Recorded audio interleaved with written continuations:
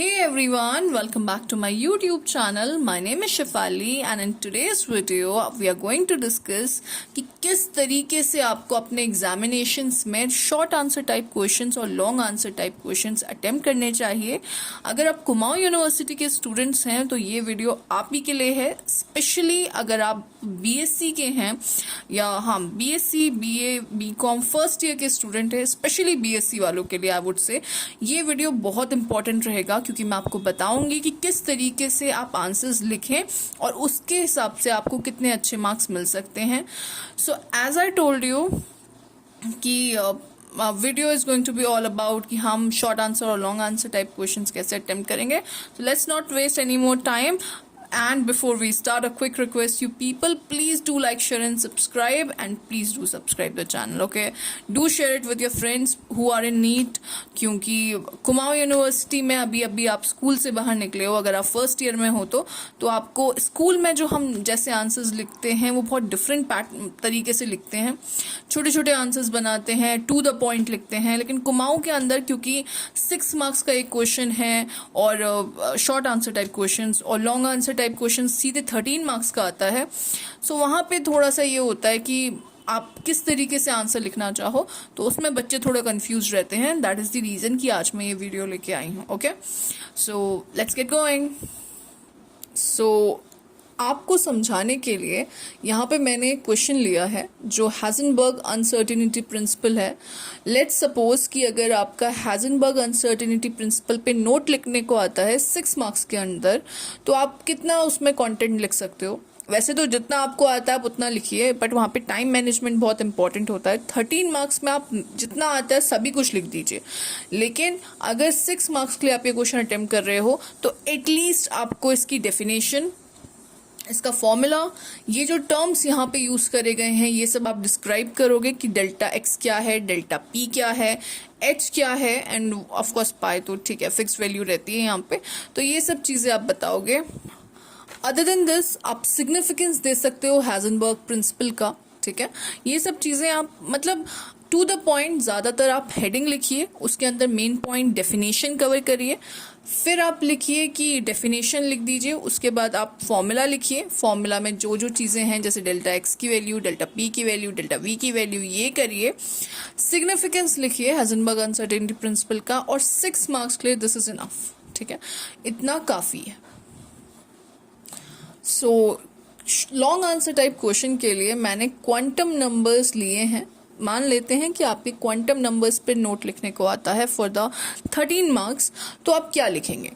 तो देखो, पहले तो आप डेफिनेशन लिखेंगे कि क्वांटम नंबर होता क्या है, टू द पॉइंट लिखना है, ठीक है, ज्यादा नहीं भिड़ाना है कि ये होता है वो होता है, टू द पॉइंट चीजें लिखिए। यहाँ पे लिखिए definition, so this is the definition. Then you have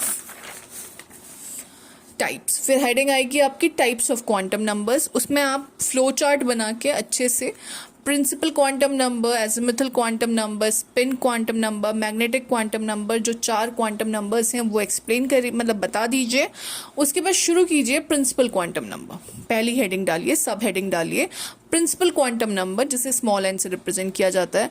फिर नीचे लिखिए डेफिनेशन, प्रिंसिपल क्वांटम नंबर की डेफिनेशन लिखिए आप, ठीक है। उसके बाद कुछ 2-3 पॉइंट्स जो इसके इंपॉर्टेंट रहते हैं कि इसमें इलेक्ट्रॉन्स कैसे फिल करे जाते हैं, एवरेज डिस्टेंस कितना होता है, ये सब चीज़ें बता दीजिए। Once you are done with principal quantum number. Second आप करिए, फिर सब हेडिंग डालिए एजिमुथल और एंगुलर मोमेंटम और सेकेंडरी क्वांटम नंबर जिसे एल कहते हैं, तो आप फिर उसकी डेफिनेशन लिखिए। अगेन सम इम्पॉर्टेंट पॉइंट्स जो आपको पता हो उसके बारे में लिखिए। यहाँ पे फिर लिखिए कि फॉर्मूला क्या होता है एल का, दैट इज 0 to n-1, ठीक है। फिर यहाँ पे एक एग्जांपल दीजिए कि क्या क्या है। 0 एस में क्या, एस के लिए अगर आपका एल 0 आता है तो वो एस ऑर्बिटल होती है, 1 आता है तो पी, 2 आता है तो डी, 3 आता है तो F. Then next up is magnetic quantum number, that is m और ml. This quantum number, ये जो है definition आप लिखिए पहले इसकी, फिर इसका फॉर्मूला लिखिए, एग्जाम्पल दीजिए। Done with this. देखिए कभी कभी क्या होता है क्योंकि वहाँ पे कोई भी अगर आप पैराग्राफ वाइज लिखते हो तो किसी को भी इतना ज़्यादा कॉपीज होते हैं कि किसी को भी मन नहीं करता आपका पढ़ने का। तो जैसे आपने डेफिनेशन लिखी, हेडिंग लिखी, डेफिनेशन लिखी, सब हेडिंग लिखी, उसके बाद आप कुछ ऐसी चीज़ें भी लिख सकते हो जो आप इंपॉर्टेंटली कुछ बताना चाहते हो, तो वहाँ पे लिख सकते हो इंपॉर्टेंट पॉइंट। ठीक है, तो वो क्या होता है, एग्जामिनर का स्पेशली एग्जामिनर उस चीज़ को नोटिस करता है कि अच्छा कुछ इंपॉर्टेंट है, तो वो उसको अच्छे से पढ़ता है। अगर कोई चीज़ आपको नहीं आती या कंफ्यूज हो आप उसके बारे में, तो आप उसको कभी भी हाईलाइट में मेंशन मत करो। ठीक है, प्ले वेरी स्मार्ट, आप वहाँ पे या तो उसे मेंशन ही मत करो या उस चीज़ में आप ज़्यादा ध्यान दिलवाओ जो आप पढ़ के गए हो। जैसे यहाँ पे ऑर्बिट है, वैल्यू ऑफ एम है, ऑर्बिटल है, वैल्यू ऑफ एम है, तो this is the important point. अगर आपको ये बहुत अच्छे से आता है फॉर द पी ऑर्बिटल्स, आप इसको लिख दो, this is for the d orbitals.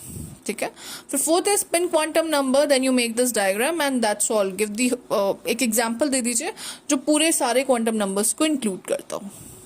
So that's how you right the answers. 13 marks वाले में, लॉन्ग टाइप वाले में आप सारा ही जितना भी आपको आता है लिखिए, लेकिन अच्छे से लिखिए, पैराग्राफ या स्टोरी बना के मत लिखिए।